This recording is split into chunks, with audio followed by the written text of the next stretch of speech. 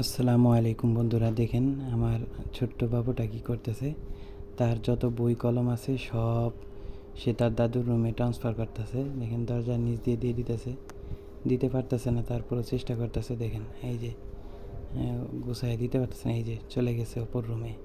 তো দেখেন ওর বুক সেলফ কিন্তু খালি হয়ে গেছে, সব কাগজপাতি যা ছিল সব একটা একটা করে দরজার নিচ দিয়ে দিয়ে দিছে। তো আমি আওয়াজ না করে আস্তে আস্তে ভিডিও করতেছি। ভিডিও যদি বুঝতে পারে যে আমি ভিডিও করতেছি তাহলে দুষ্টুমি বন্ধ করে দিবে। দেখেন কি দুষ্টুমি করতেছে। ওর মার যে বই আছে সেগুলোও সে দরজার নিচ দিয়ে অপর পাশের রুমে পাঠাই দিতেছে, আর দাদুর রুমে পাঠাই দিতেছে। দেখেন এই যে বই গুছাই নিতেছে আগে। এর আগেও আমি ভিডিও চালু করার আগে অনেকগুলো বই নিচ দিয়ে দিছে।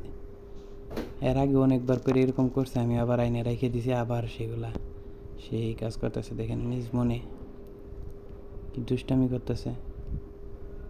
এই যে বাবা, দেখেন কি দুষ্টামি করে। আমার অনেক ভালো লাগে এই ধরনের কাজ যে করে, আমার মন্দ লাগে না, ভালোই লাগে দুষ্টামিগুলো দেখতে।